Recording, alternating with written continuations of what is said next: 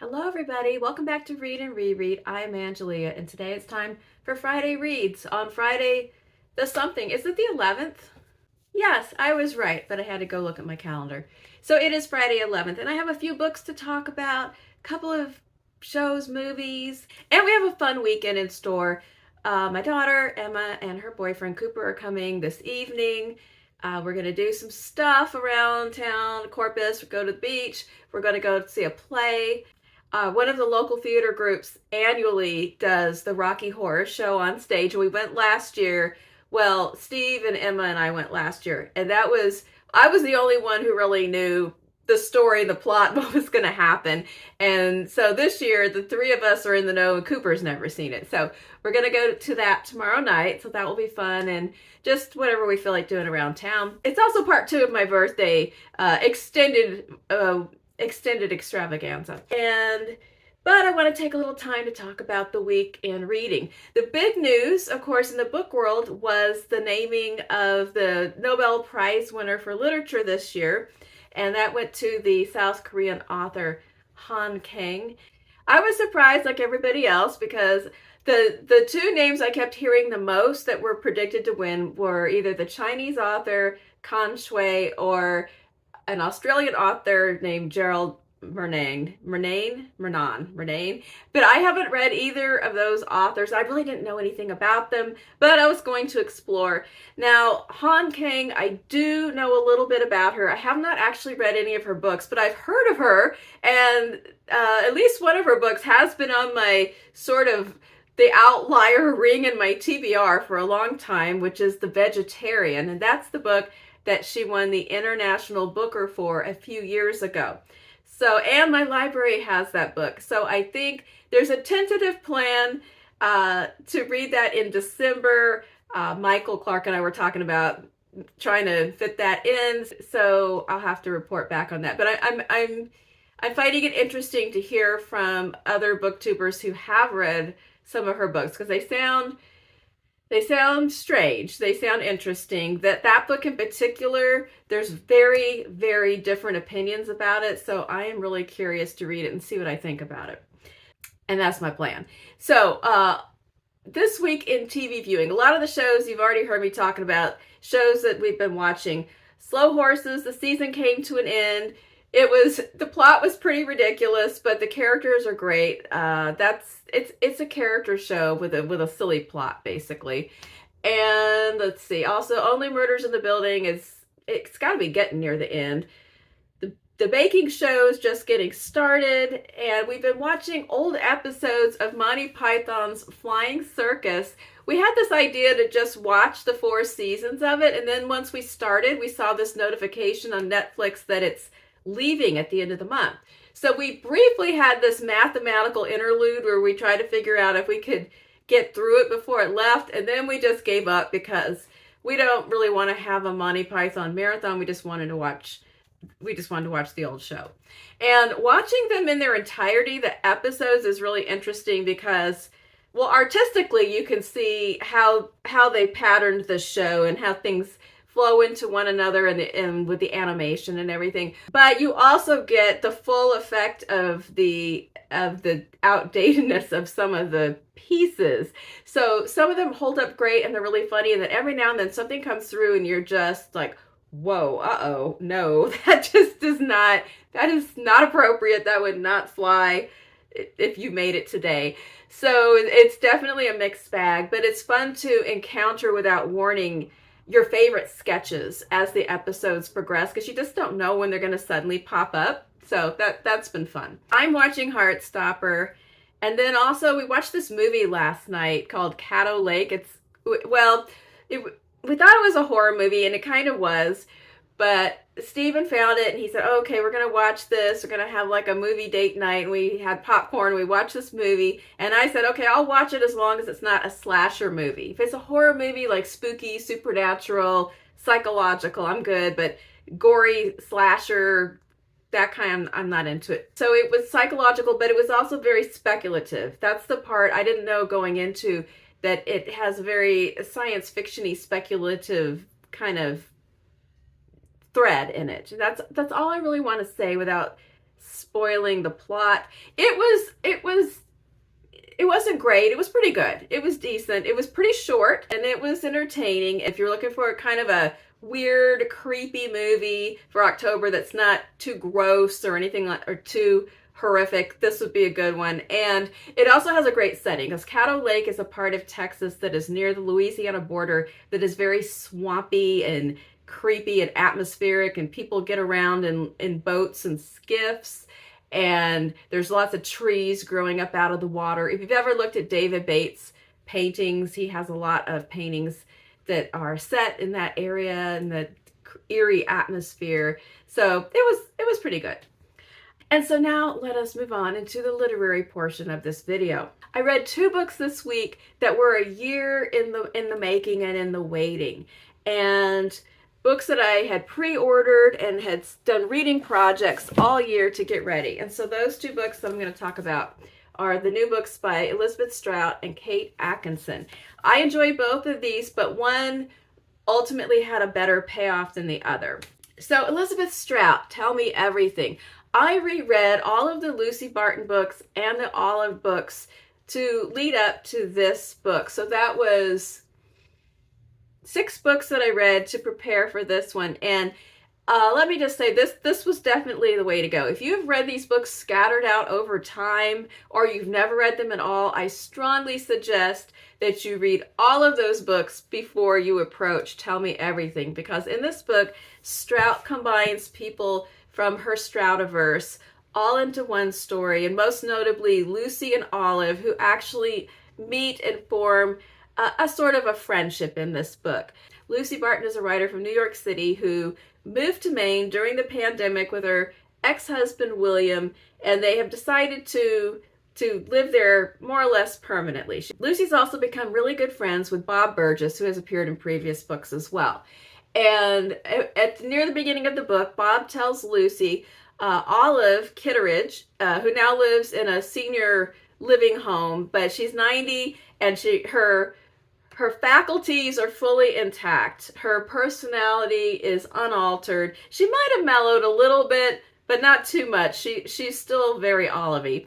And she tells Bob that she has a story to tell, and she wants to meet that writer that he knows, because she wants to tell the story. It might have some kind of writing potential behind it. So Lucy goes to visit her, and they kind of begin to see each other. Lucy starts to visit her off and on, and they share what they call unrecorded stories. The stories that they're sharing are the kind of stories that really form the backbone of all of Strout's work. The just small, untold stories that have deep, rippling effects in people's lives. It could be stories about family trauma, about secrets, about coincidences, things that just stay on your mind, things that they haven't ever had a chance to share or examine, and they talk about these things. And sometimes the ones that Lucy contributes, Olive thinks they're not really up to the mark, and the interior monologues of Olive's critical thoughts about Lucy, about her appearance, her clothing, the stories she tells, they're absolutely hilarious. Sometimes she goes ahead and says them, and Lucy puts up with it, and they share stories back and forth. But actually, the book is largely about Bob Burgess, his relationship with his wife, his brother, his ex-wife, his friend Lucy. And Bob is just a profoundly decent man, but not a perfect man. And I don't want to tell too much about this plot, because you need to read this. You need to read all those other books that come up to this. But it was very, very satisfying. When I read a few reviews of this, some of them thought it was not her finest work, or that it meandered too much, or that it was sort of rehashing. She does have certain concepts and themes that she explores again and again, but part of it is because it's these same characters, and those are the themes that they are working through in their lives. So her common themes are loneliness, moments of connection with other people, and that strive to find somebody who sees you and hears you, family baggage and trauma. And sometimes people people in these stories have endured really harsh circumstances in their lives that they don't even understand are harsh. And so the fact that her plots, they're very much character books, and the fact that her plots don't have, sometimes they do have pretty startling episodes in the plot. There's a murder mystery in this book. If you don't have patience with mulling the same idea over again and again, because that's what people do. They turn it around, they think about it, it stays on their mind, they bring it up again. 5 years later, something else happens that makes them go back through it. I mean, that's how people operate, and that's how her books operate. So if you need a fast-paced plot that doesn't ever feel repetitive or doesn't feel like people are dwelling in certain parts of life, then this probably isn't going to work. But if you do like character books and watching somebody mature and get older, and even into their 60s and into their 90s, they are still trying to understand themselves and make connections with others, then you will maybe also find this as satisfying as I did. It's funny, and at times it's dark, at times it's tense, and people don't always make the decisions that you wish they would have made, but ultimately I really love the book. Now, all that is not to say that I disliked my other book that I have worked my way up to, because I did enjoy it very much. Did I love it? No. I liked it and I enjoyed it very much. Let me expand and explain. Death at the Sign of the Rook is Caddo Atkinson's newest book, and it is the 6th book in the Jackson Brodie series that has been appearing intermittently for quite a number of years, beginning with the book Case Histories. Now, there's an interesting pattern with these books that I have noticed. The first book was excellent. The second book was pretty good. The third book was excellent. The fourth book was not the best. The fifth book was really, really good.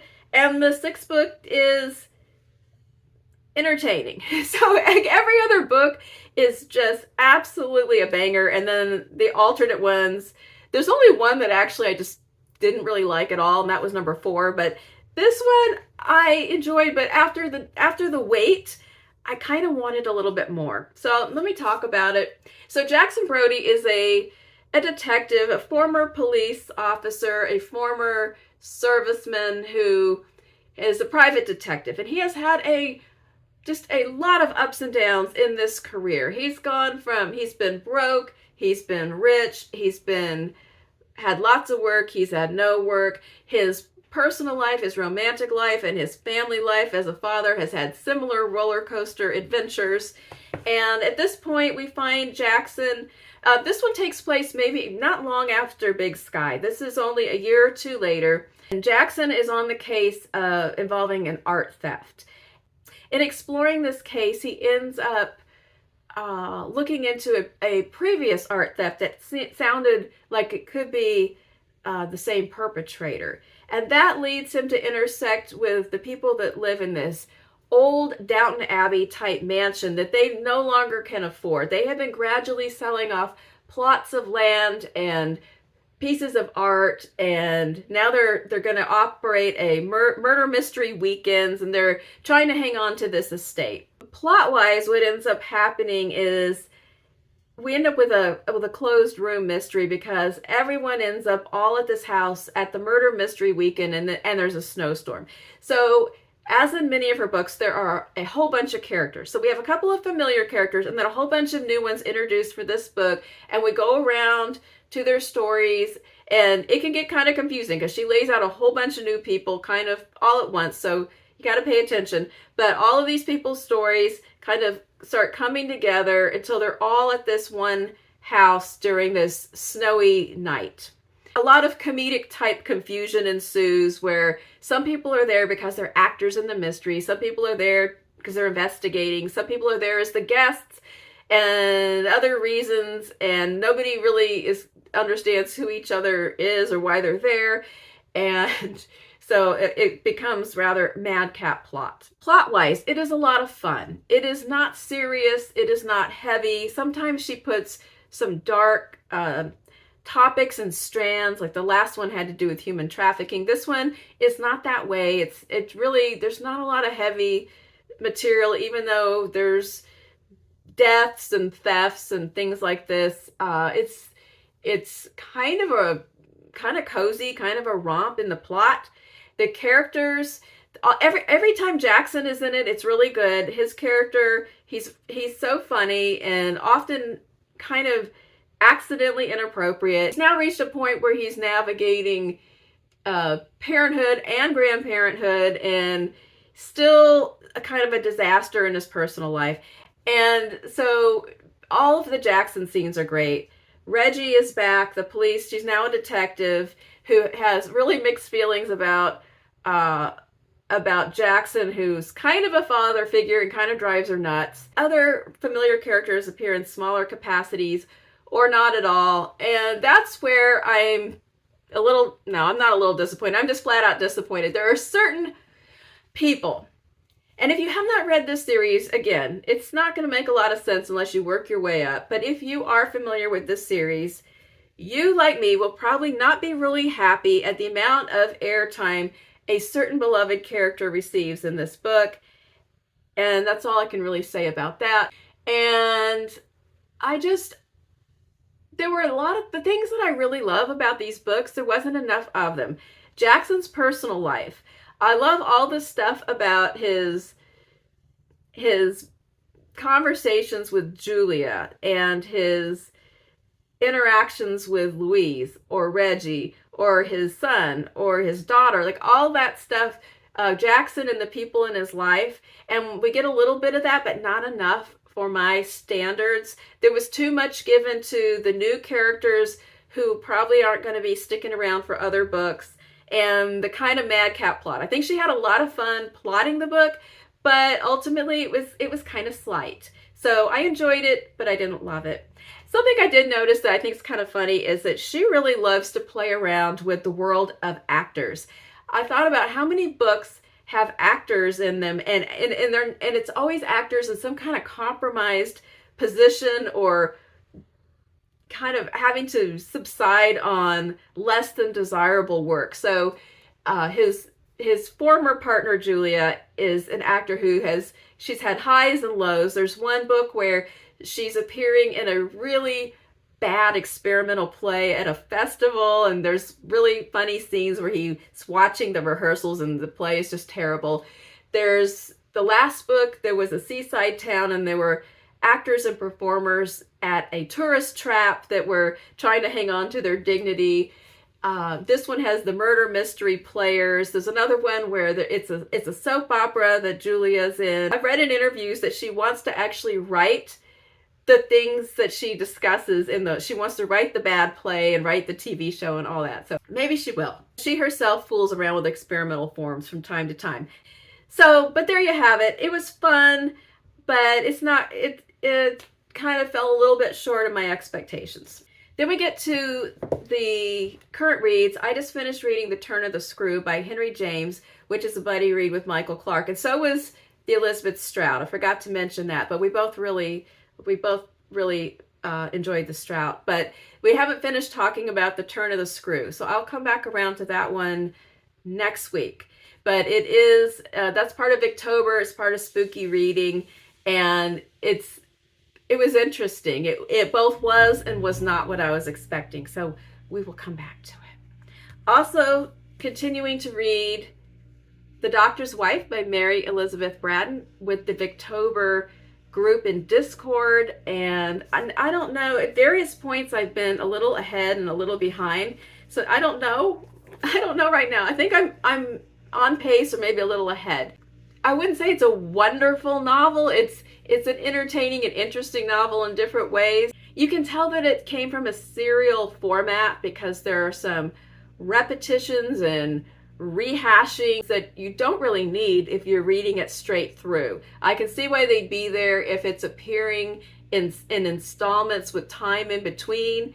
It's sort of the 19th century version of Previously on The Doctor's Wife, but it gets a little bogged down when it's in a novel that you're reading straight through. But I am enjoying it, and the discussion is very fun.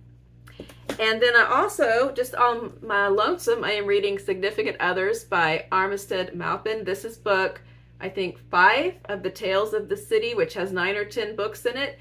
And he wrote these books from starting in the late 70s, and this one is in the early 80s. And this is when he was still coming out with them fairly frequently, and then somewhere there's going to be a big time gap. I don't know when it hits, but at some point he didn't write anything for a long time, and then another one appeared.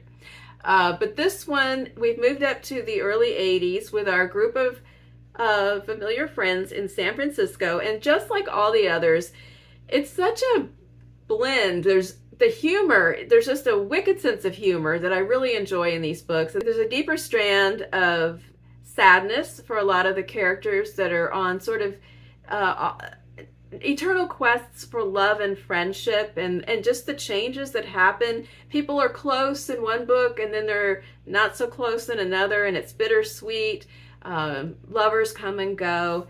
The AIDS epidemic hit in the previous book and is still a big part of this plot as well. And Maupin was the first author to include AIDS in the plot of a novel. In the one that I read right before that's called Baby Cakes.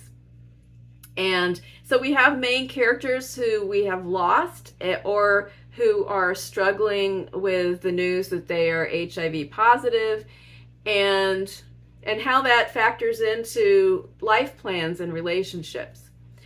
And there are things in here that are dated. It's just like with the Monty Python. There's things in here that are just breathtakingly dated, and then other things that are perfectly dated. They're just that moment. If you were alive at that time, you remember these things, and it's fun to see them played out again in a book, because each one was written as a contemporary novel.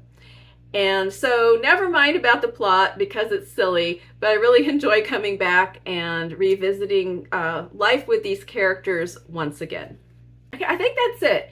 So I will be continuing to read The Doctor's Wife and Significant Others over the weekend and enjoying our family fun time. And what are you reading? Tell me in the comments what you are up to. Got anything fun planned for the weekend? I hope you are well. And I will be back on Tuesday for an as yet unplanned video. So I will see you then. Bye-bye.